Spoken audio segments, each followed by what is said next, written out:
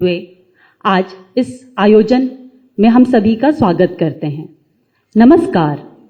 परम आदरणीय केंद्रीय रक्षा मंत्री श्री राजनाथ सिंह जी, माननीय केंद्रीय कोयला खान और संसदीय कार्य मंत्री श्री प्रहलाद जोशी जी, कोयला मंत्रालय के सचिव श्री अमृत लाल मीना जी, अपर सचिव एवं नॉमिनेटेड अथॉरिटी कोयला मंत्रालय श्री एम नागराजू जी, कोयला मंत्रालय के अन्य प्रतिष्ठित अधिकारीगण, सफल बोलीदाता, सक्सेसफुल बिडर्स, संभावित निवेशकों के प्रतिनिधि, रिप्रेजेंटेटिव्स ऑफ पोटेंशियल इन्वेस्टर्स और अन्य सभी सम्मानित अतिथियों, मैं कोयला मंत्रालय भारत सरकार की ओर से आप सभी का वाणिज्य कोयला ब्लॉक नीलामी के छठे दौर का समझौता हस्ताक्षर समारोह और 7वें दौर के शुभारंभ में स्वागत करती हूं। श्री भवानी प्रसाद पति, संयुक्त सचिव कोयला मंत्रालय से मैं अनुरोध करती हूं कि वह हमारे मुख्य अतिथि परम आदरणीय केंद्रीय रक्षा मंत्री श्री राजनाथ सिंह जी का पुष्प गुच्छ से स्वागत करें।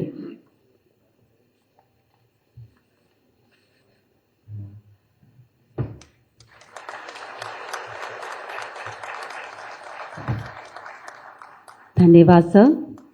श्री संजीव कुमार कस्सी सर, संयुक्त सचिव कोयला मंत्रालय से निवेदन करती हूं कि वे माननीय केंद्रीय कोयला खान और संसदीय कार्य मंत्री श्री प्रहलाद जोशी जी का पुष्प गुच्छ से स्वागत करें, जो इस कार्यक्रम की अध्यक्षता कर रहे हैं। धन्यवाद सर। श्री आनंद जी प्रसाद सर, परियोजना सलाहकार से सविनय अनुरोध करती हूं कि वे श्री अमृत लाल मीना जी, सचिव कोयला मंत्रालय का फूलों से स्वागत करें।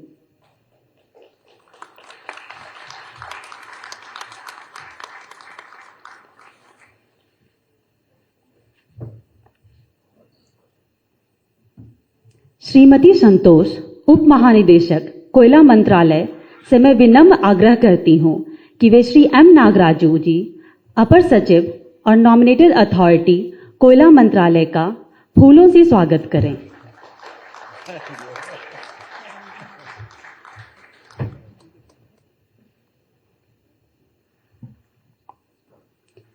मैं श्री अजितेश कुमार, निदेशक कोयला मंत्रालय से निवेदन करती हूं कि वे Shri Ravi Ranjan, president and COO SBI capital markets limited का फूलों से स्वागत करें।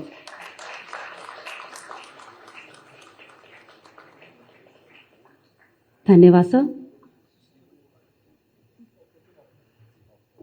अब मैं श्री एम नागराजू, अपर सचिव और नॉमिनेटेड अथॉरिटी कोयला मंत्रालय से निवेदन करती हूं कि वे कृपया स्वागत भाषण हेतु पधारें।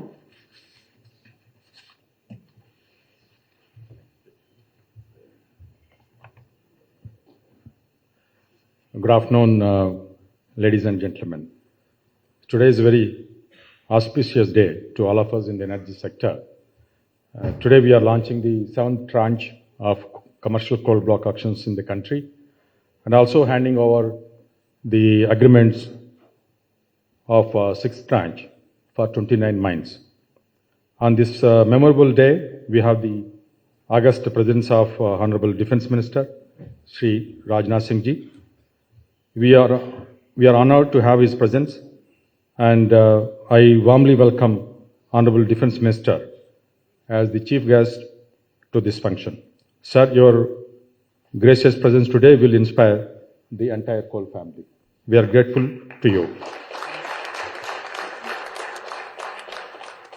I also welcome Shri Prahlad Joshi Ji, Honorable Minister for Coal, Mines and Parliamentary Affairs, who has been a great source of inspiration and strength to the Ministry of Coal to the launching of the 7th tranche.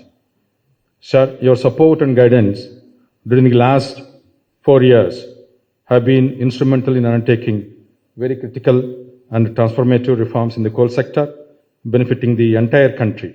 Sir, we extend you a very warm welcome to you. It is also my immense pleasure to extend a very warm welcome to Shri Amitlal Mena ji, Secretary, Minister of Coal. I also extend a warm welcome to Shri Ravi Ranjan, President and Chief Operating Officer, for his kind presence. I also welcome all these successful bidders of 6th tranche and potential bidders of 7th tranche, and I also thank them for making the 6th tranche most successful tranche ever in the history of the country. I also welcome the press, media, and my colleagues from the Ministry of Coal to this event. As you are aware, this is the 7th tranche since the launching of commercial coal block auctions on 18th of June 2020 by the Honorable Prime Minister. Since then, we have auctioned 96 mines in about 2.5 years under commercial auction, with a cumulative PRC of more than 300 million tons per annum. In the 6th tranche that we are going to hand over the documents, we have successfully auctioned 29 mines with a PRC of little 74 million tons. In the current tranche, the 7th tranche that we are launching today at the hands of our Honorable Defence Minister, we are offering 106 mines, out of which 32 mines are new mines, and 7 mines are second attempt, and 69 mines are rolled over mines from the previous auctions. And all these mines belong to 11 states. Most of the states, coal-bearing states, have 1 or 2 mines in this round. That way, the benefits will go to the most of the states. The demand for electricity is going up every year, and this year also has gone up, and consequently, the demand for coal also in the country will go up to meet the energy aspirations of the country. And in our assessment, coal demand is unlikely to abate in the medium term. At least in 2040, the country will see rising demand. Coal is very important raw material to meet not only the energy needs of the country, but also continuous industries. This year, from the commercial and the captive mines, we have produced 113 million tons, which is the highest ever, compared to 86 million tons last year from these mines. And we are expecting to produce at least 152 million tons next year from the commercial and captive mines. And we are hopeful to reach little more than 300 million by 25-26 if the current pace of operational coal mines is available. Now, I also extend a very warm welcome to our Honorable Minister for Coal, Minister of State for Coal and Rail, Shri Rao Sahib Danve Patil ji, for his gracious presence as a special guest, and I request a bouquet of flowers to welcome him.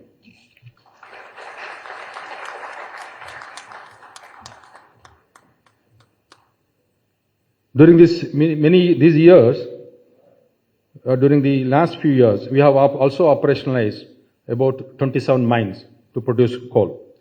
These remarkable achievements are possible due to the constant guidance of Honorable Minister, dynamism of private sector, and the cooperation of state governments and district collectors. We are all grateful to all of them. The auction process that we are conducting is through a transparent online mechanism with the support of MSTC, the Government of India PSU, and SBI Capital. Ever since the launch of first tranche, the Coal Ministry has been taking continuously several policy changes and reforms in consultation with the stakeholders to ensure the coal block auction process and enable the country reach Atmanirbhar Bharat in coal demand.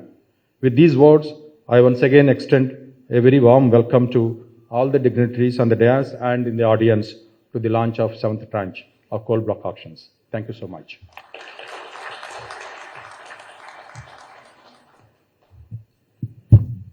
धन्यवाद sir. देश की कोयला आपूर्ति को पूर्ण करने के लिए कोयला मंत्रालय प्रतिबद्ध है।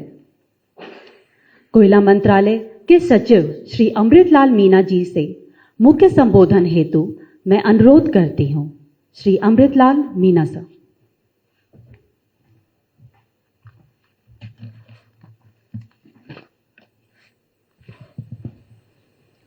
परम आदरणीय श्री राजनाथ सिंह जी, माननीय रक्षा मंत्री, आदरणीय श्री प्रहलाद जोशी जी, माननीय मंत्री कोयला, खान एवं संसदीय कार्य, आदरणीय राज्य मंत्री महोदय दानवे सर, श्री नागराजू जी, आज के इस कार्यक्रम में उपस्थित सभी कोल सेक्टर से जुड़े हुए साथियों, मीडिया के साथियों, सर्वप्रथम मैं माननीय रक्षा मंत्री महोदय के प्रति कोल मंत्रालय की ओर से बहुत बहुत आभार व्यक्त करता हूं कि उन्होंने अत्यंत व्यस्ततम कार्यक्रम में से समय दे करके हमें मार्गदर्शित करने और उत्साहित करने की कृपा की है। सर, माननीय प्रधानमंत्री जी ने 3.25 साल पहले जब कॉमर्शियल कोल माइंस का ऑक्शन की शुरुआत की थी, उस समय देश की एनर्जी सिक्योरिटी की आत्मनिर्भरता हेतु कोल मंत्रालय को उन्होंने कई मार्गदर्शन दिए थे। उसमें एक प्रमुख मार्गदर्शन यह था कि जब अपने देश में वर्ल्ड का 4th लार्जेस्ट रिजर्व है और हम वर्ल्ड का 2nd लार्जेस्ट प्रोड्यूसर कंट्री है, तो अभी भी क्यों इंपोर्ट होता है। सर, माननीय मंत्री के मार्गदर्शन में इस साल कोयला मंत्रालय ने कोल इंडिया लिमिटेड, सिंगरेनी कंपनी और प्राइवेट सेक्टर के सभी साथियों के सहयोग से 880 मिलियन टन कोयले का उत्पादन किया है सर, जो रिकॉर्ड हाईएस्ट है। हमारा देश का इंपोर्ट अभी लगभग 210-220 मिलियन टन है। आने वाले वर्षों में जो ये कोल माइंस ऑक्शन हुई है, इनकी जो टोटल पीक रेटेड कैपेसिटी है वो लगभग 670 मिलियन टन है, जिसमें से अभी 115 मिलियन टन का प्रोडक्शन शुरू हुआ है। अगले 2-3 वर्षों में जब अपनी पूर्ण क्षमता के अनुरूप उत्पादन शुरू करेगी तो देश का अपना उत्पादन लगभग 1500 मिलियन टन तक पहुंचेगा। तो वैसी स्थिति में हमारे देश में जो माननीय प्रधानमंत्री जी का निर्देश है कि कोल का इंपोर्ट नहीं होना चाहिए, मात्र वही इंपोर्ट हो जो देश में पैदा नहीं होता हो, तो उस लक्ष्य की ओर प्राप्त करने के लिए मंत्रालय दिन रात मेहनत कर रहा है और उसका परिणाम सबके सहयोग से सर आपके समक्ष है। दूसरा जो निर्देश था वो ये था कि उत्पादन तो बढ़ाएं लेकिन पर्यावरण संरक्षण पर पूरा जोर रखें। सर, मंत्रालय ने बिल्कुल फोकस्ड कार्रवाई की जा रही है, जिसके अंतर्गत हमारी जितनी भी डीकोल्ड लैंड हो रही है, जिसमें से कोयला निकल जा रहा है, उस संपूर्ण जमीन को पुनर्स्थापित किया जा रहा है और 8000 हेक्टेयर से अधिक भूमि को पुनः फॉरेस्ट का कवर दे दिया गया है। उसमें अच्छा प्लांटेशन किया गया है। जहां जमीन को वाटर बॉडी में कन्वर्ट करने की जरूरत है, वहां उसको वाटर बॉडी में किया जा रहा है। अनेकों स्थानों पर जो ओवरबर्डन डंप है, उसको सोलर लाइट के रूप में उपयोग किया जा रहा है और अन्य वैकल्पिक उपयोग भी बड़े पैमाने पर किया जा रहा है। तीसरा जो मार्गदर्शन था वो ये था कि इस माइनिंग का जो ऑक्शन हो रहा है उसमें कंपटीशन बढ़ाइए, कैपिटल इन्फ्यूजन बढ़ाइए, पार्टिसिपेशन बढ़ाइए और टेक्नोलॉजी के यूजेज बढ़ने चाहिए। हम लोग का सर जो दिशा निर्देश फॉलो कर रहे हैं, स्टेक होल्डर्स के अनुभव के आधार पर, उनके सुझावों के आधार पर हर चरण में कुछ कुछ चेंजेस करके इन चारों मूल बातों को धरातल पर उतारने के लिए प्रयास किया जा रहा है, जिसका फल यह है सर कि जो छठा राउंड हुआ है उसमें पार्टिसिपेशन प्रथम 5 राउंड की तुलना में काफी अधिक हुआ है और 7वां राउंड जो आज आपके करकमलों द्वारा लॉन्च हो रहा है, आशा है कि उसमें पार्टिसिपेशन और बेहतर होगा। तो इस प्रकार हमारे देश की जो कोयले की उत्पादन की आवश्यकता है उसकी पूर्ति में ये प्रयास काफी कारगर सफल होगा। सर, माननीय मंत्री के निर्देशन में हम लोग राज्य सरकारों, मिनिस्ट्री ऑफ एनवायरनमेंट, फॉरेस्ट एवं सभी स्टेक होल्डर से सर सतत कोऑर्डिनेशन रखते हैं, जिसके फलस्वरूप ये जितने भी ऑक्शन होल्डर है इनको विभिन्न क्लियरेंस में जो भी सहयोग चाहिए वो सारा सहयोग 24/7 फैसिलिटेशन करके हम लोग दे रहे हैं। और उसका परिणाम ये है कि जो सामान्यतः हम लोग के शर्त में 51 महीने का समय अवधि है, कई ऑक्शन होल्डर ऐसे हैं जो 30 महीने की अवधि में अपना प्रोडक्शन शुरू कर पाए। और सरकार की ये पॉलिसी है कि अर्ली प्रोडक्शन में 50% रेवेन्यू शेयर का इंसेंटिव मिलेगा, उसका वो लोग लाभ पा रहे हैं। इस ऑक्शन के फलस्वरूप metal and mining sector, cement, steel आदि जो डिफरेंट सेक्टर है जिनको कोयले की जरूरत है, वे अपनी कैप्टिव माइन ले पा रहे हैं और जिसके फलस्वरूप उनको न मात्र फायदा हो रहा है अपितु कॉम्पिटिटिवनेस बढ़ रही है। आज के इस लॉन्च में मैं यह भी आप सभी को अवगत कराना चाहता हूं कि जब आप कोल माइन ऑक्शन करने का निर्णय लेते हैं तो धरातल पर आपको जाकर के यह जांच करना होता है कि वहां पर फॉरेस्ट कवरेज क्या है, हैबिटेशन क्या है, रोड रेल का नेटवर्क क्या है। माननीय प्रधानमंत्री जी ने जो पीएम गति शक्ति लॉन्च किया है, तो इस बार हम लोगों ने कोल ब्लॉक की सारी इंफॉर्मेशन को कोल ब्लॉक इंफॉर्मेशन पोर्टल के माध्यम से इसमें इंटीग्रेट कर दिया है, उसका एक पोर्टल बना दिया है। आप सिर्फ मोबाइल के माध्यम से रजिस्टर करके अपने इच्छा के कोल ब्लॉक को जब देखेंगे तो आपको कोल ब्लॉक का पूरा geographical information, rail, road, water bodies, हर चीज मिल जाएगी। फॉरेस्ट कवर से लेकर के रेवेन्यू मैप तक की सूचनाएं उसमें मिल सकेगी, तो आपको बेहतर निर्णय लेने में सहूलियत हो सकेगी। मैं आज के इस अवसर पर पुनः रक्षा मंत्री महोदय के प्रति अपना आभार व्यक्त करते हुए आप सभी को, जिन लोगों को अभी अलोकेशन हो रहा है आज के दिन में, उनको पूर्ण सहयोग का मंत्रालय की ओर से आश्वासन देता हूं, और जो लोग आने वाले चरण में भाग लेना चाहते हैं उन्हें पूर्ण रूपेण इस बात का आश्वासन हम लोग देना चाहते हैं कि आप आगे बढ़िए। आपको 24/7 हर प्रकार का सहयोग कुल मंत्रालय द्वारा दिया जाएगा। धन्यवाद।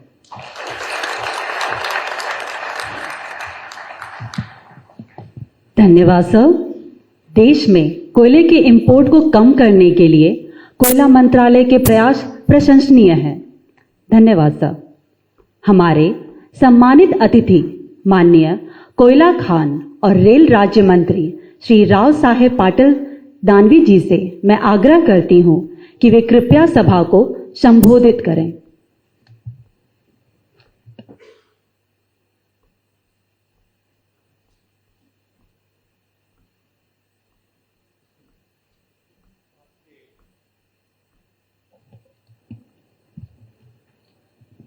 हमारे नेता और प्रमुख अतिथि केंद्रीय रक्षा मंत्री राजनाथ सिंह जी, हमारे कोयला मंत्री प्रहलाद सिंह जी, सचिव अमृतलाल मीणा जी, अपर सचिव एम नागराजू जी, सभागार में उपस्थित अन्य सभी अधिकारीगण, सभी क्षेत्र के प्रतिनिधि, निजी खनन के प्रतिनिधि, भाई और बहनों, कार्यक्रम के पहले मैं आप सबका स्वागत करता हूं, जिन्होंने कोयला ब्लॉकों की नीलामी में भाग लिया। कोयला हमारी अर्थव्यवस्था का एक महत्वपूर्ण साधन है। हमारा उद्देश्य केवल कोयला उत्पादन करना नहीं, साथ साथ पर्यावरण की रक्षा करना भी हमारा उद्देश्य है।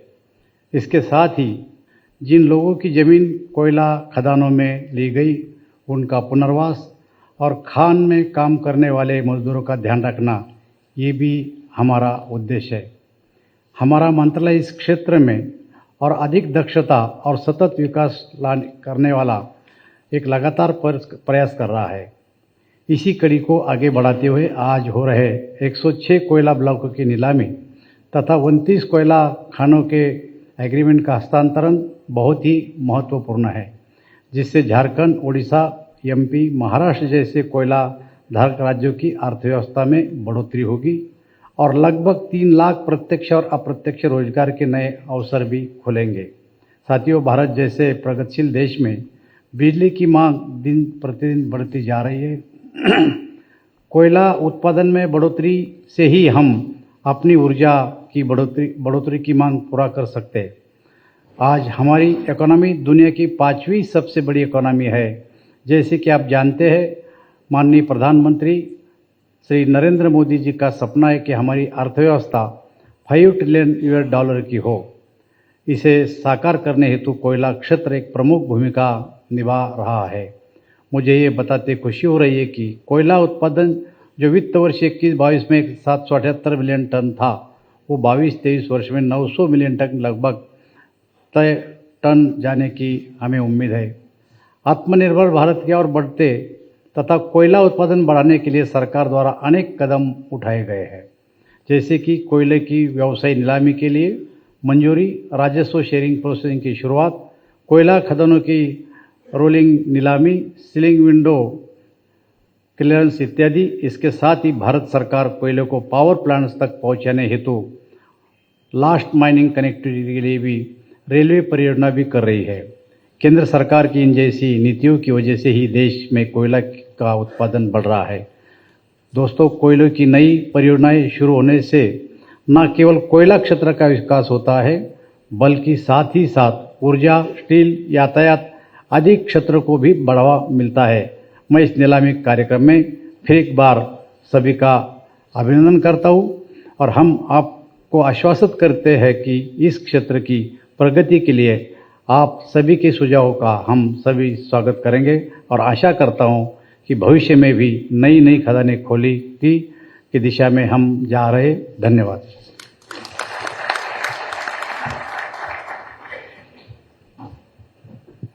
धन्यवाद सर। सुरक्षित और सस्टेनेबल तरीके से कोयला उत्पादन करके देश को ऊर्जा क्षेत्र में आत्मनिर्भर बनाने के लिए हम प्रतिबद्ध हैं। Thank you sir.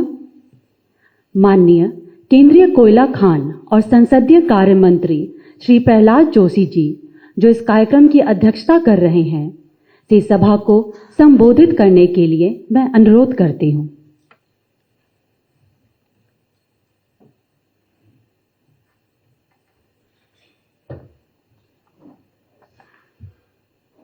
माननीय रक्षा मंत्री Shri Rajnath Singh ji,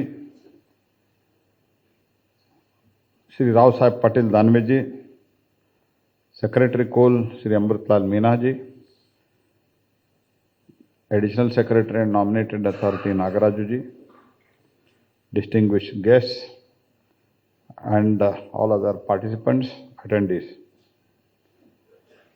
We are honored to be joined by Shri Honorable Rajnath Singh ji, Raksha Mantri ji.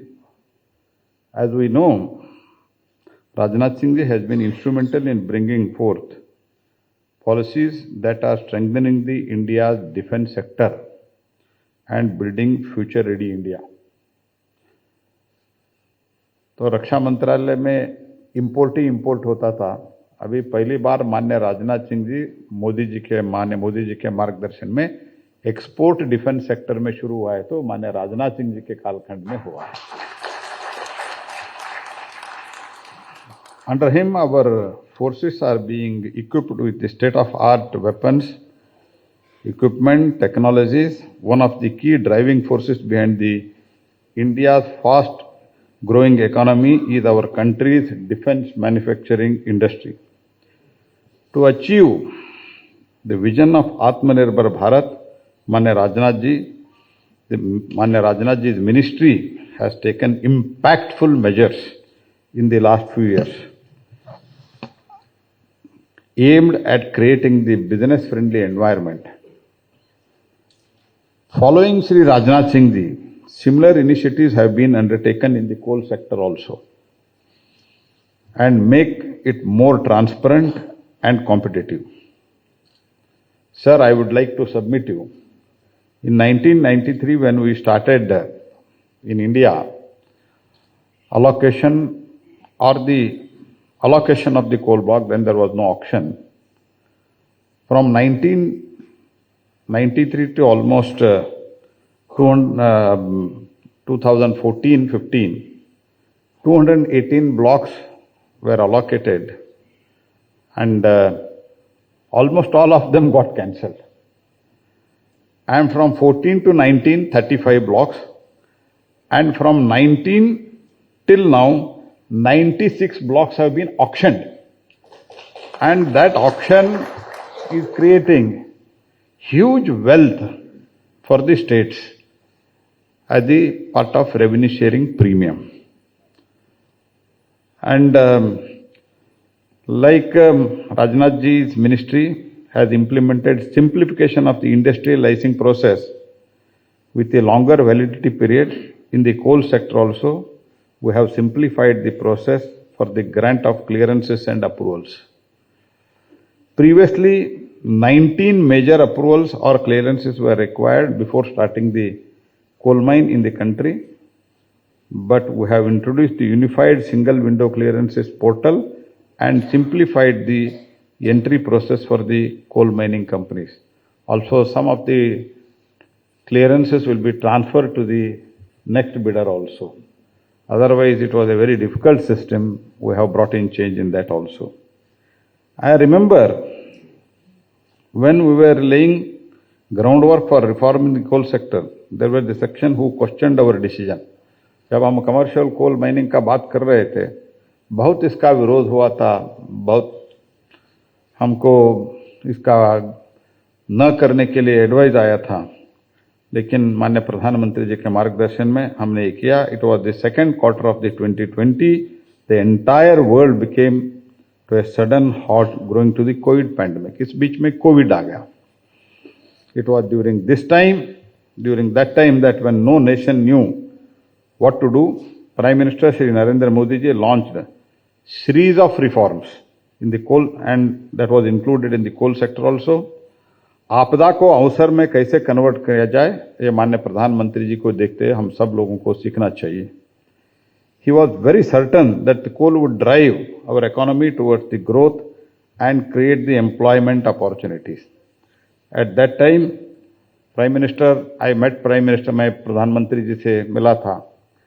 मैंने निवेदन रखा कि हमको कमर्शियल कोल माइनिंग में जाना है और इतना गतिरोध भी हो, इतना विरोध भी हो रहा है. प्रधानमंत्री जी ने मुझे एक बात कहा, अगर हम क्रूड ऑयल इंपोर्ट करते हैं तो हम मान सकते हैं, सहन भी कर सकते हैं. अगर हम कोल इंपोर्ट करते हैं तो ये बहुत बड़ा पाप है, ऐसे माननीय प्रधानमंत्री जी ने मुझे कहा. So taking that as a challenge, we started the preparation, and while launching the commercial coal mining, Prime Minister said, I quote, commercial coal mining unlocked the country's coal sector from the lockdown of decades. These are the words of the Honorable Prime Minister.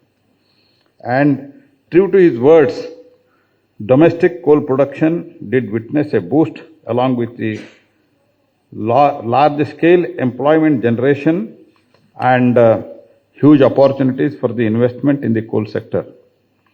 Today, we have turned around the coal story to make the India's growth story. And कई लोग ये भी बोलते थे कोयला का क्या होगा भविष्य का. कोयला का भविष्य as for the 2040 IER 2040, there is going to be electricity demand is going to be double, दुगना होने जा रहा है. तो इसके मन में रखते हुए कोयला का जरूरत है ही है. एनवायरनमेंट कैसे बैलेंस करना, कोल गैसिफिकेशन कैसे करना, कोल गैसिफिकेशन के लिए क्या क्या व्यवस्था करना, ये सब प्लांटेशन वगैरह हमने बहुत अच्छी ढंग से कर रहे हैं. मैं डिटेल में नहीं जाना चाहता हूं क्योंकि मुझे भी पार्लियामेंट जाना है और माननीय राजनाथ सिंह जी ने मुझे ओवरऑल बोला 1 घंटे में मुझे आपको रिलीव करना, इसलिए इसमें डिटेल में नहीं जाता हूं. लेकिन there will be requirement of coal in at least another 40-50 years, there's no doubt. I am happy to note that by tomorrow, that is 31st March, we are hopeful to breaking the several production records. Coal production is expected to reach 880 million ton. That is 14% growth over the last year. When we took over under the Prime Minister Shri Narendra Modi ji in 2014, all put together it was 572 million ton, and this year it is 880 million ton, and our offtake will be nearly more than 900 million ton. In this growth, there is a significant contribution of the captive commercial coal mines. मैं ये भी कहना बहुत मुझे खुशी की बात है कि जब कमर्शियल कोल माइनिंग लॉन्च किया था तब कई लोग बोला था, जो लोग इधर कुछ लोग बैठे हैं, they are all witness for that, 1 kilo भी कोयला नहीं निकलते हैं. लेकिन इस बार हमने कमर्शियल कोल माइनिंग से just within 2.5 years we have produced more than 8 million tons. Normally एक कोयला महीना शुरू होने के लिए 10-10 वर्ष लगता है, लेकिन विद इन 2.5 years 8 मिलियन कोयला हमने शुरू किया है. In this growth, there is a significant contribution of the captive and commercial coal mines. This year, for the first time ever in India, the coal production exclusive from captive and commercial coal, not from Coal India. Coal India has done an extremely good job. That is a different thing. Captive and commercial coal has crossed 100 million ton for the first time in the country. We are hopeful of achieving more than 112 million ton production from captive and commercial coal blocks this year, which would be an increase of 31%. Increase is 31% over the last year. New coal mines have started production and 2 more will start the production this month. With the onset of the summer, we are ready to face the another peak power demand. Power demand is also so high. Last January, February, it was almost 13, 14, 15% तक हमारा power demand ज़्यादा बढ़ गया था, फिर भी कोयला का शॉर्टेज होने हमने नहीं दिया है. With the onset, we are ready to face the another peak power demand. Currently, India has almost 116 million ton of the coal stock with the PSUs and the thermal power plants. And as on 26 March, this is around 29% higher than the last year. So 90 million ton was the last year's stock, and this year it is 116 million ton. As I said, we are prepared for the summer and the monsoon seasons. There is sufficient coal stock in the country, and we are closely coordinating with the railways to ensure there is no shortage of coal anywhere. Over the next few years, we are undertaking the major capacity expansion projects further increase the coal production and offtake. We could achieve these big numbers and will continue to scale it with the back of key initiatives. The government brought the legislation where they necessary to make policy changes to boost the transparency in the coal sector. Coal Mines Special Provision Act 2015 brought into the return of coal blocks. Coal was used to be in use only for wrong reasons, bad reasons. Now coal is in use for a very good reason. This is also a historic record, I can say. We are also giving the incentives for the early production. पहले कोयला mine लेते थे, शुरुआती नहीं होते थे. अभी जो जल्दी शुरू करते हैं हमको 50% रिबेट दे रहे हैं. और एंट्री बैरियर कुछ नहीं, entry is very much liberalised. I do not want to go into the further details. As a result of our efforts, the coal sector is scaling up the unprecedented heights. In last 6 tranches, 87 coal blocks have been successfully auctioned with the PRC of 220 million ton. Estimated revenue of these 6 tranches, जो अभी जो 6 tranche चल रहा है, it is more than 33,200 crores and estimated of around 3 lakh jobs. I am happy to note that 4 mines are operational and have 4 commercial coal mines have been operational, and as I have already said, 8 million they have produced. In the latest 6 tranche, 22 coal mines are fully explored and 7 coal mines are partially explored with the cumulative PRC of 75 million ton. Once they operational, these mines will contribute more than 7% of the country's coal requirement. I want to specially welcome the first-time bidders who participated in the tranche. An average revenue share of 24% was achieved during the auction process. This is the testament to the continued interest in the coal mining sector and stable future of our coal mining in India. Today, Raksha Mantri Sahab has joined us to celebrate the progress and the coal mining sector has made the last few years. Agreement signing ceremony for 29 coal mines auctioned during the 6th tranche and the launch of 7th tranche of the auction for commercial coal mining is a definitely reasonable reason to celebrate. Today, we celebrate not only 6th tranche, successful 6th tranche and launching of the 7th tranche. Today, we celebrate transparency that we have brought in the coal mining sector. As I have already said, we were in news for the bad reasons, scam, bribe, ये इसी कारण हम चर्चा में थे. लेकिन we are celebrating the transparency that we have brought in the coal mining sector under the leadership of Prime Minister Shri Modi ji. Today we celebrate ease of doing business in this sector. We have kept it so transparent, not even from minister to nominated authority. Nobody can, no human interference. This is the system we have brought and it is totally transparent. अभी पहले बहुत लोग घूमते थे कोयला मंत्रालय में, बिचौलिया दलाल लोग बहुत घूमते थे. अभी तो कोई भी कॉरिडोर में कोई किसी को भी आप नहीं दे सकते. ये बदलाव सर आपके आशीर्वाद से सर हमने लाया है. आपका आशीर्वाद ऐसे ही बने रहे. और अंत में मैं इतना कहना चाहता हूं, बहुत लंबा भाषण हमारे लोग लिख के दिया है। मैं इतना ही कहना चाहता हूं सर, आपका समय अमूल्य है, मैं इतना ही कहना चाहता हूं, we need coal. I request you to explore the possibility of the along with that coal gasification. हमने बहुत कोल गैसिफिकेशन में माननीय प्रधानमंत्री जी का आग्रह है, इसके लिए हम 6,000 करोड़ रुपए इंसेंटिव भी रखा है। उसका भी हम ऑक्शन शीघ्र ही उसका भी हम ऑक्शन कर रहे हैं।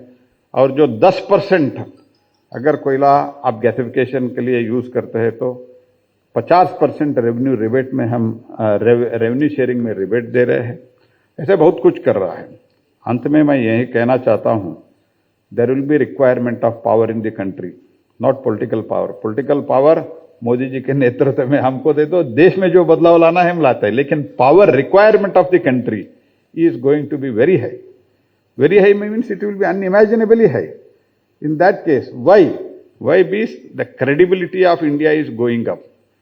Since credibility of India is going up, just few years back, 5-10 years back, people used to call, which is the world factory? World factory means people used to say China. But today, the world factory is going to be in India. At that time, there will be requirement of power. And for that power, coal is the engine.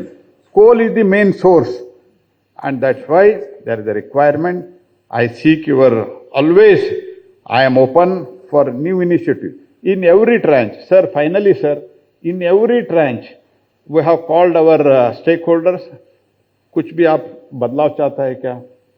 Win win situation रहना चाहिए, मुफ्त में दे दो ऐसे नहीं है। Win win situation में अगर कुछ अच्छा सजेशन है तो हर एक ट्रांच में हमने बदलाव लाया है सर, और नेक्स्ट ट्रांच में भी आपका कुछ सुझाव है तो हम लेने के लिए तैयार है। लेकिन मैं अंत में एक माननीय रक्षा मंत्री जी के नेतृत्व में एक घोषणा करना चाहता हूं, 25-26 में India will export the coal sir. जब आप और माननीय प्रधानमंत्री जी के नेतृत्व में मुझे जिम्मेदारी मिला था, हम कोल इंपोर्टर थे।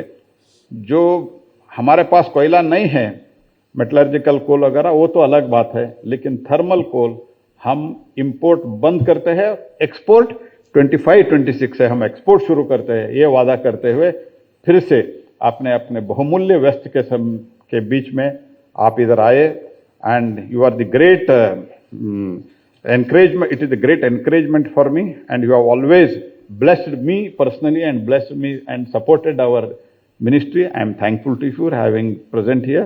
Once again, I welcome you, sir, and thank you one and all.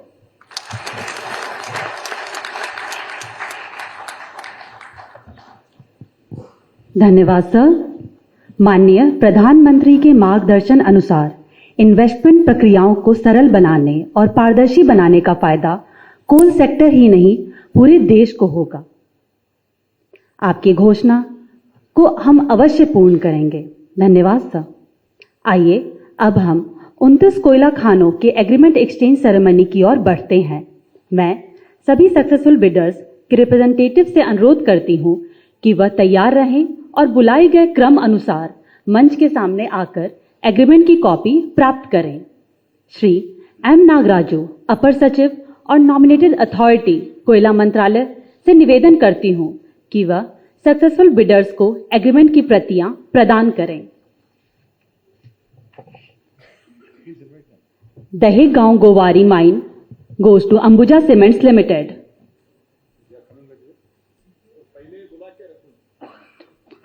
Dahegaon Gowari mine Ambuja cements limited. Binja mine goes to Assam minerals development corporation limited. Namchik Nampuk goes to Coal Pulch Private Limited. All the successful bidders are requested to please come to take their agreement copy.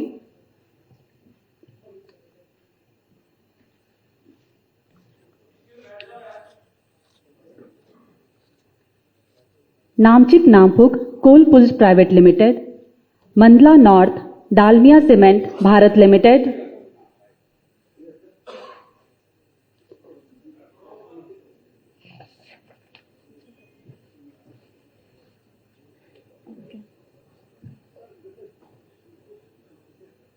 Namchik Nampuk Kolpunj private limited, Mandla North, Dalmia Cement Bharat Limited. The next is Arjuni West, Ganga Khanij Private Limited. It will be followed by Baitarni West, Gujarat Minerals Development Corporation Limited.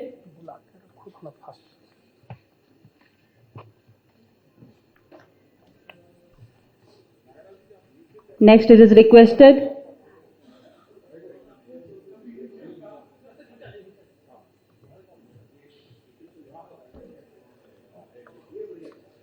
I'll request next Bura Pahar Mine goes to Gujarat Mineral Development Corporation Limited.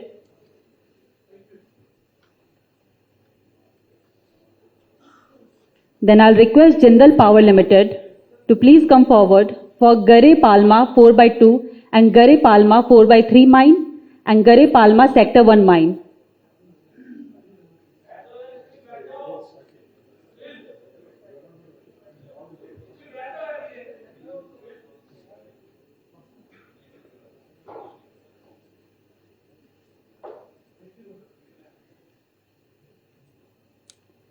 Next, I'll request JSW Cement Limited for Marwatola 6, Banani and Bhalumunda mines and Parbatpur Central Mine and Sita Nala Mine. JSW Cement Limited.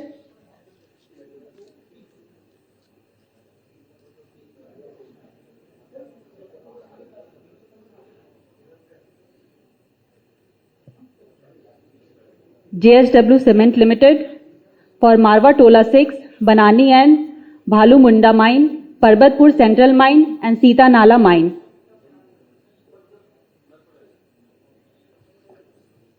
Then request next Mahavir Coal Resources Private Limited to please come forward for Dongeri Tal 2 mine.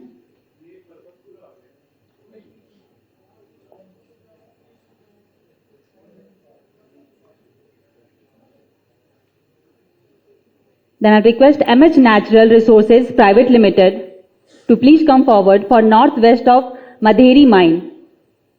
MH Natural Resources Private Limited for northwest of Madheri mine. Then MP Natural Resources Private Limited for Gond Bahera Ujjaini mine. I'll request CG Natural Resources Private Limited to please come forward for Purunga mine.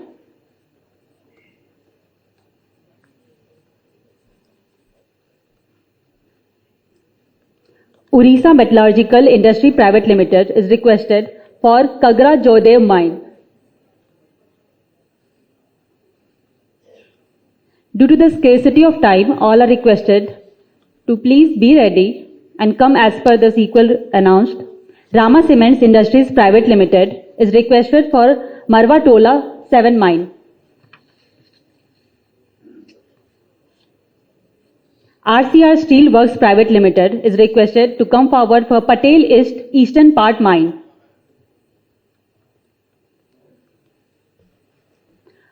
Next, Rungta Metals Private Limited is requested for Chori Tan Tiliya mine. Then Rungta Sons Private Limited is requested to come forward for Chendipada Revised Mine and Sakhi Gopal B Kankili Mine. Rungta Sons Private Limited for Chendipada Revised Mine and Sakhi Gopal B Kandili Mine. Then next, Samlok Industries Private Limited for Kalambi Kalmeshwar Western Part Mine.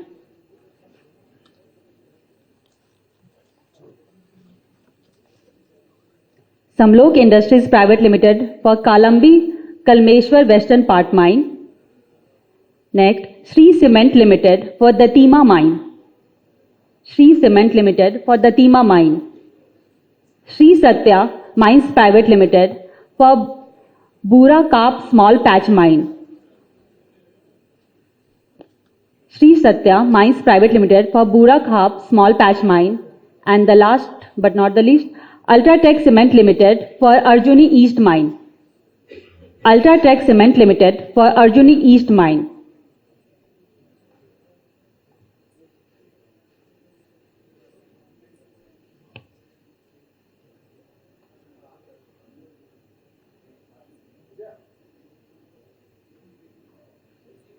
Sir,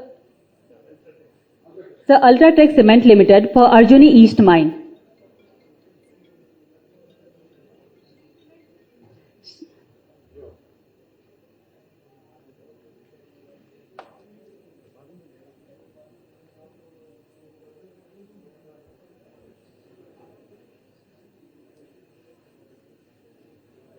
एक और वो कौन है? Any successful, sir? Okay, thank you everyone, and thank you Nagaraju sir.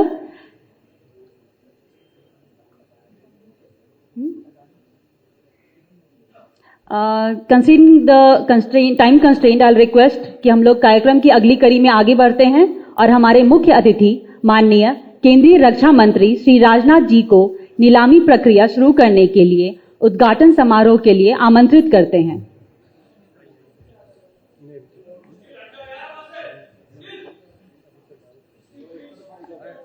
It is requested as a live videography is going on.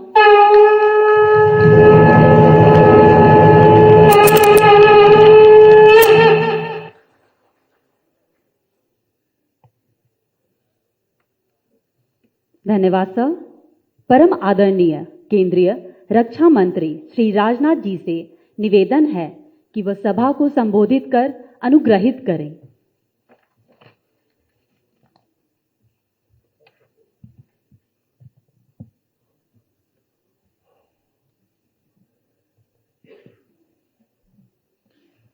केंद्रीय संसदीय कार्य मंत्री एवं कोयला मंत्री हमारे मित्र श्री प्रहलाद जी जोशी और हमारे राज्य मंत्री Shri Rao Saheb Danve Patil ji, coal secretary Shri Amritlal ji Meena, additional secretary Shri M Nagaraju और यहाँ मौजूद इंडस्ट्री रिप्रेजेंटेटिव्स और सारे ऑफिशियल्स और मेरे मीडिया के मित्रों, सबसे पहले मैं तो अपने कोल मिनिस्टर श्री प्रहलाद जी जोशी और उनके राज्य मंत्री श्री पाटिल जी और इनके पूरे मंत्रालय को इस उत्कृष्ट कार्य के लिए मैं अपनी तरफ से हार्दिक बधाई देता हूं और आपकी पूरी टीम इस कार्य के लिए बधाई की पात्र है। कोयले को कुछ लोग काला सोना कहते हैं और राष्ट्र की प्रगति की राह में काला सोना कितना महत्वपूर्ण है, इससे हम सभी भली भांति परिचित हैं और इस दिशा में आज कोल माइंस के ऑक्शन के महत्वपूर्ण अवसर पर आप सभी के बीच उपस्थित होकर मुझे बेहद खुशी है। मुझे ये जानकारी दी गई है कि पूरे देश भर से छोटे बड़े कुल 100 से अधिक कोल ब्लॉक्स इस ऑक्शन में रखे गए हैं और ये सभी कमर्शियल कोल माइंस यह इंश्योर करेंगी कि भारत की एनर्जी नीड्स लगातार पूरी होती रहे और इन सभी ब्लॉक्स की सक्सेसफुल ऑक्शनिंग देश की इकोनॉमी को और अधिक मजबूत करने में मददगार सिद्ध होगी, ऐसा मेरा विश्वास है। साथियों, हमारे देश की इकोनॉमी को मजबूत करने में कोल का एक मेजर कंट्रीब्यूशन है और इस देश की एनर्जी नीड्स का एक बड़ा हिस्सा कोयले से पूरा होता है और जब तक कोई cost effective environment friendly resource उपलब्ध नहीं होता है तब तक यह कोयला हमें ऊर्जावान बनाता रहेगा। इंडस्ट्री हमारी इकोनॉमी की बैकबोन है और प्रोडक्शन लेवल में बढ़ोतरी के साथ साथ कोल जैसे इनपुट्स की स्टेबल और एश्योर्ड सप्लाई में भी यह बढ़ोतरी यह आवश्यक हो जाती है। हमें इंश्योर करना आवश्यक है कि भारत की आशाओं और आकांक्षाओं को प्राप्त करने के लिए हमारे पास सभी प्रकार के नेचुरल रिसोर्सेज समेत सभी प्रकार के रिसोर्सेज की उपलब्धता को जाहिर है इन रिसोर्सेज में कोयला एक प्रमुख स्थान रखता है। न केवल अवेलेबिलिटी बल्कि रिसोर्सेज का इफेक्टिव यूटिलाइजेशन होना यह राष्ट्र की प्रगति के लिए आवश्यक है। यूक्रेनियन कॉन्फ्लिक्ट ने दुनिया का ध्यान एनर्जी सिक्योरिटी की ओर स्वाभाविक रूप से खींचा है और इसने दुनिया को बताया है कि कोई कितना भी बड़ा और विकसित राष्ट्र क्यों न हो, वह अगर ऊर्जा जरूरतों के लिए सेल्फ रिलायंट नहीं है तो बाकी दृष्टि से संपन्न और आत्मनिर्भर होने के बावजूद आपकी इकोनॉमी अच्छा खासा नुकसान का सामना कर सकती है। और आप जानते हैं कि रशिया के गैस सप्लाई यूरोपियन कंट्रीज को न करने के कारण, ये गैस सप्लाई यूरोपियन कंट्रीज को न करने के कारण यूरोपियन कंट्रीज को काफी परेशानी का सामना करना पड़ा है। इसलिए हम सभी के लिए आवश्यक है कि हम राष्ट्र की एनर्जी सिक्योरिटी की दिशा में एक दूरगामी प्रयास करें। और अब तक हुआ कोल ब्लॉक्स का यह आवंटन और आगे होने वाले आवंटनों के लिए चल रहा प्रोसेस, इस दिशा में सरकार द्वारा यह उठाए गए यह महत्वपूर्ण कदम है।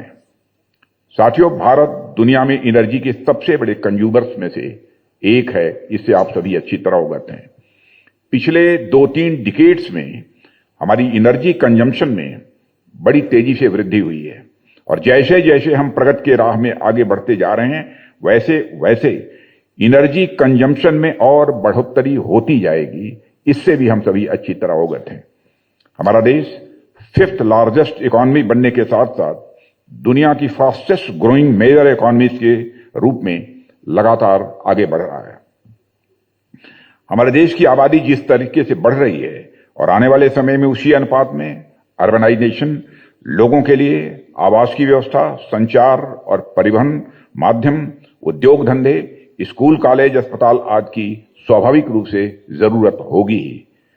सरकार की फार साइटेड पॉलिसीज के चलते देश ने फॉरेन कंपनीज का ध्यान भी आकर्षित किया है और हमारा देश पिछले कुछ समय में विदेशी कंपनियों का एक पसंदीदा इन्वेस्टमेंट डेस्टिनेशन बनकर भी उभरा है। इन सबके कारण आने वाले समय में देश में एनर्जी की अभूतपूर्व खपत होने वाली है, ऐसा मेरा मानना है। और इस जरूरत को पूरा करने के लिए हमें अभी से प्रयास करना होगा और ये सभी एलोकेशंस और ऑक्शनिंग इस दिशा में किए जा रहे यह महत्वपूर्ण कदम है।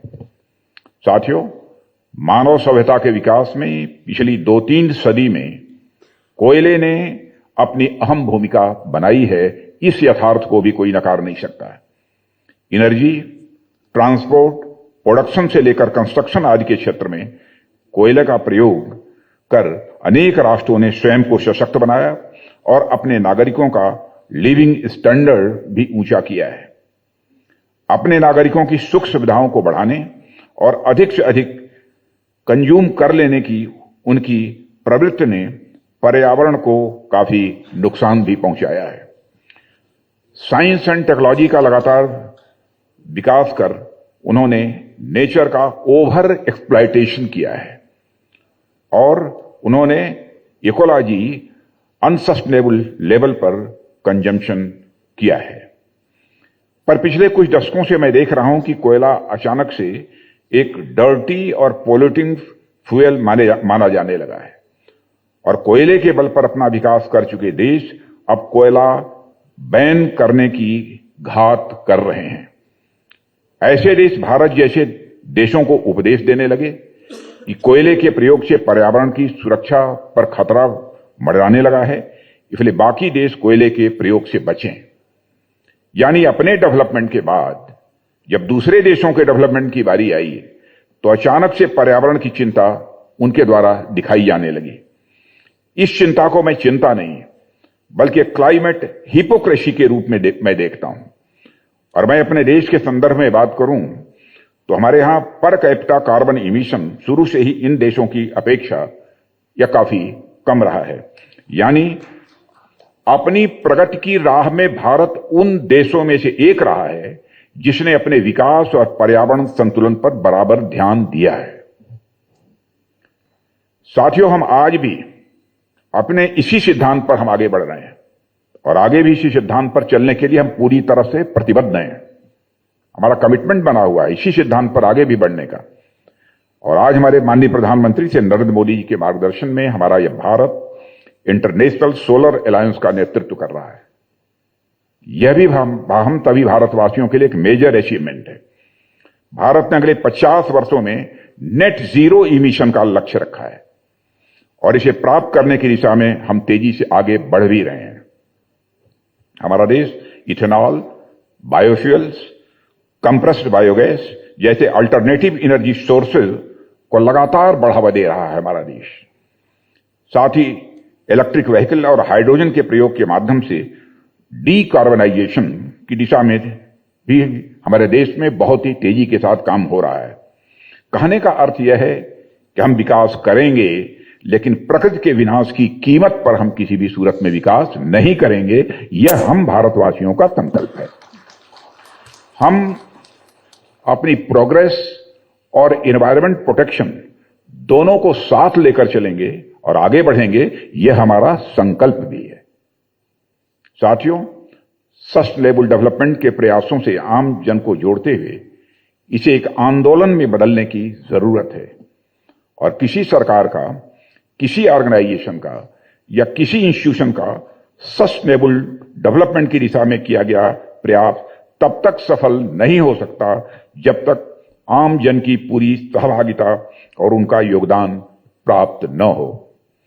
इसे ध्यान में रखते हुए UN climate change conference COP26 के आयोजन में हमारे प्रधानमंत्री जी ने दुनिया की मिशन लाइफ यानी life style for the environment से इंट्रोड्यूस कराया और बदलते क्लाइमेट को ध्यान में रखते हुए लोगों से अपनी रोजमर्रा की आदतों में बदलाव लाने का भी उन्होंने आग्रह किया। साथियों, अपने रोजाना के कामों में थोड़ा सा बदलाव करके विश्व स्तर पर इतना बड़ा परिवर्तन लाया जा सकता है जिसके बारे में हम कल्पना भी नहीं कर सकते। विभिन्न प्रकार की रिपोर्ट्स यह बताती भी हैं कि दुनिया भर में लगभग 500 बिलियन प्लास्टिक बैग्स सालाना प्रयोग में लाए जाते हैं। 1 बिलियन से अधिक प्लास्टिक बैग्स हर मिनट में प्रयोग किए जाते हैं और इन बैग्स की एवरेज वर्किंग लाइफ कितनी होती है? महज 15 मिनट की, केवल 15 मिनट की। यानी मानव अपनी थोड़ी सी सुविधा के लिए पूरे प्लेनेट को ही संकट में डालने से रंच मात्र संकोच नहीं करता है। इस तरह की अनेक हैबिट्स हैं, हमारी आदतें हैं। मसलन पानी के नल को खुला छोड़ देना, लाइट, पंखा या एसी इसको भी चल गया तो चल गया, उसे खुला छोड़ देना, या ट्रैफिक रुके रहने पर भी गाड़ी का इंजन बराबर ऑन रखना आदि छोटी छोटी मगर यह सब बहुत ही महत्वपूर्ण बातें हैं। हमें इन आदतों को बदलना होगा और अगर इंसान अपनी इन हैबिट्स में सुधार कर ले तो धरती रहने के लिए शायद और कोई बेहतर जगह यह हमारी धरती बन जाएगी, ऐसा मेरा मानना है। इसी तरह क्लीन एनर्जी और ग्रीन एनर्जी की राह पर आगे बढ़ना आज के समय की यह जरूरत है और आज जरूरत है कि users, producers, businesses, civil society organisations और एकेडमिया एक साथ एक मंच पर आएं और मिलकर न केवल एनर्जी सेक्टर में नई अपॉर्चुनिटीज की तलाश करें बल्कि साथ में क्लीन और ग्रीन एनर्जी को बढ़ावा देने की दिशा में भी वह कार्य करें और प्लेनेट और मानवता को सुरक्षित रखने में वह अपना योगदान करें। साथियों, कमर्शियल कोल माइनिंग के इन ऑक्शंस में एक बड़ी महत्वपूर्ण बात यह है कि पिछले कुछ दशकों में पहली बार पब्लिक और प्राइवेट सेक्टर्स को एक साथ एक प्लेटफॉर्म पर लाया गया है। इसके लिए मैं प्रहलाद जोशी जी आपको आपकी पूरी टीम को बधाई देता हूं। कोल माइनिंग को प्राइवेट सेक्टर द्वारा कमर्शियल यूज के लिए ओपन कर गवर्नमेंट ने प्राइवेट सेक्टर पर अपना भरोसा दिखाया है और इंडस्ट्री को एक चांस दिया है कि वह अपने आप को प्रूव करें। कदम से कदम और कंधे से कंधा मिलाकर आगे बढ़ रहा है यह क्षेत्र प्राइवेट सेक्टर और अन्य क्षेत्रों के साथ। पिछले 8-9 सालों में सरकार की जो उपलब्धियां रही हैं उनमें एक प्रमुख उपलब्धि यह रही है कि सरकार ने प्राइवेट प्लेयर्स को बराबर प्रोत्साहित किया है और उन्हें सामने आने का अवसर भी दिया है। डिफेंस जैसे सेक्टर जो प्राइवेट प्लेयर्स के लिए बिल्कुल अछूते पहले समझे जाते थे, भी आज उनके लिए समान अवसरों के साथ खोल दिए गए हैं, जैसी जानकारी हमारे प्रहलाद जी ने आपको दी है। और आज प्राइवेट कंपनीज बड़े उत्साह के साथ डिफेंस प्रोडक्शन में अपनी भागीदारी भी वो इंश्योर कर रही हैं और देश की सुरक्षा और इकोनॉमी दोनों को मजबूत करने में अपना वह योगदान दे रही हैं। कोल माइनिंग में भागीदारी सुनिश्चित होने के बाद प्राइवेट कंपनी देश की एनर्जी सिक्योरिटी और इकोनॉमी दोनों को सुदृढ़ करने में अपनी भूमिका का निर्वहन करने की ओर आगे बढ़ेंगी, ऐसा मेरा मानना है। और साथियों, इतनी बड़ी संख्या में कोल ब्लॉक्स की ऑक्शनिंग का काम आप सभी ने जितनी कुशलता के साथ किया है, उसके लिए आप सभी की जितनी भी सराहना की जाए वह कम है। और मुझे बताया गया है कि प्रारंभ से लेकर अंत तक सभी काम डिजिटल तरीके से किए गए। इतनी ट्रांसपेरेंसी कि हमारे मिनिस्टर प्रहलाद जोशी जी ने यह कहा कि वो दावे के साथ कहा कि कोई करप्शन के मामले में इस विभाग पर वो उंगली नहीं उठा सकता। इसे मैं एक मेजर अचीवमेंट मानता हूं। और पिछले कुछ वर्षों में डिजिटल कामकाज की ओर जो हमारा देश आगे बढ़ा है, यह उसका एक, मैं समझता हूं कि बहुत ही उल्लेखनीय उदाहरण है। बेहद कम समय में इतना बड़ा काम हुआ है, वह भी बिना किसी शोर शराबे और बिना किसी अड़चन के। अन्यथा आमतौर पर क्या होता था, ऑक्शन तो बाद में होती थी, एलोकेशन तो बाद में होता था, पर एलिगेशन लगने पहले शुरू हो जाया करते थे। यही इस मिनिस्ट्री की हालत थी। और मुझे याद है बचपन में गांवों से अनेक मजदूर भाई बहन दूसरे प्रदेशों में काम के लिए जाया करते थे और उनमें से अनेक श्रमिक भाई बहन कोयला खदानों में काम के लिए बाहर निकलते थे। लंबे समय बाद जब वो घर में आते थे तो खदान की अपनी अपनी कहानियां भी वो बताया करते थे। उनकी कहानियों से मैंने जाना कि कोल माइनिंग यह बहुत ही कठिन काम होता है। पर जैसे जैसे मैं बड़ा हुआ और देश दुनिया के बारे में थोड़ा जानने लगा तो मुझे मालूम हुआ कि कोल ब्लॉक्स की ऑक्शनिंग भी बड़ा कठिन काम होता है। ऐसे कामों में हाथ लगाना काजल की कोठरी में जाने के समान ही होता है, यह धारणा थी उसमें। और हमारे यहां कहा भी गया है कि काजल की कोठरी में कैसे हु सयानो जाए, एक लीक काजर की लगी हैं पैर लगे हैं।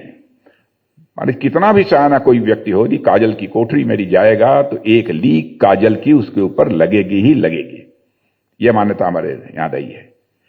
यानी काजल की कोठरी में कैसा भी सयाना या समझदार, कितना भी साफ सुथरा व्यक्ति क्यों न प्रवेश करे, जब वह बाहर निकलेगा तो उसके दामन पर एक न एक काली लकीर जरूर देखने को मिलेगी। पर मुझे कहते हुए खुशी होती है कि प्रहलाद जी और उनकी पूरी टीम काजल की कोठरी में लगातार आगे बढ़ती जा रही है। और क्या मजाल कि कोई काजल की रेखा आप लोगों के दामन पर लगी हो अथवा आप लोगों के दामन को वह छू सकती है। और इसके लिए आप सभी बधाई के पात्र हैं। और मैं सबसे बड़ा अचीवमेंट यह मानता हूं कोल मिनिस्ट्री के लिए, क्यों कोल मिनिस्ट्री के बारे में जैसी जैसी धारणाएं थी हम लोग अच्छी तरह जानते हैं। और हमने जिस नए भारत की संकल्पना की है, यह सब उसी की एक महत्वपूर्ण पहचान है।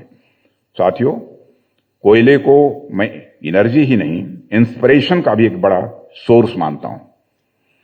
जगत कल्याण के लिए मानव अपने जीवन में जिन जिन चीजों से सीख ले सकता है, कोयला मैं समझता हूं उनमें से एक है।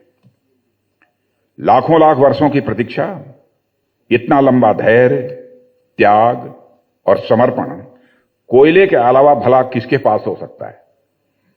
दबाव झेलने का इतना साहस भला कोयले के सिवा किसके पास हो सकता है? अपने अंदर इतनी ऊर्जा समेटने के बावजूद इतनी गंभीरता और शांतिपूर्ण ढंग से धरती के भीतर जो कुछ चीजें रह सकती हैं, कोयला उनमें से एक है। और धरती से बाहर आने के बाद दूसरों को ऊर्जावान बनाने के लिए अपने आप को स्वाहा कर देना कोई सीखना है तो कोयले से सीखे। बड़े बड़े उद्योग धंधों से लेकर छोटे छोटे दुकानदार तक कोयले की ऊर्जा पाकर ऊर्जावान होते हैं। बड़े बड़े कल कारखानों से लेकर ढाबे वाले, चाय वाले और गांवों में कपड़ा इस्त्री करने वाले भाई बहन कोयले की ऊर्जा से अपना जीवन निर्वाह कर रहे हैं। वह स्वयं तपकर भी, जलकर भी लोगों को एनर्जी देता है ताकि लोग अपना जीवन संवार सकें, ताकि लोग अपने जीवन में उजाला कर सकें। इसलिए मानव को कोयला से प्रेरणा लेनी चाहिए, और जिस दिन मानव कोयले से यह सीख लेना शुरू कर देगा, वो दिन दुनिया को हीरा बनते देर नहीं लगेगी।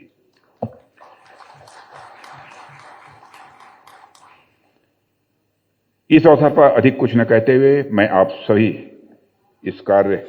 सभी बंधुओं को मैं अपनी तरफ से बधाई देता हूं, और जिन लोगों को आज अवार्ड हुआ है, आज का ये टेंडर, उनको मैं अपनी तरफ से हार्दिक बधाई देता हूं, और भविष्य में जो लोग इसमें भाग लेने वाले हैं, उन सभी को अपनी हार्दिक शुभकामनाएं देते हुए, और पुनः मंत्रालय प्रहलाद जी जोशी और उनकी पूरी टीम को इस बहुत ही उत्कृष्ट और सफल कार्य संपादित करने के लिए अपनी तरफ से बधाई देते हुए अपना निवेदन समाप्त करता हूं।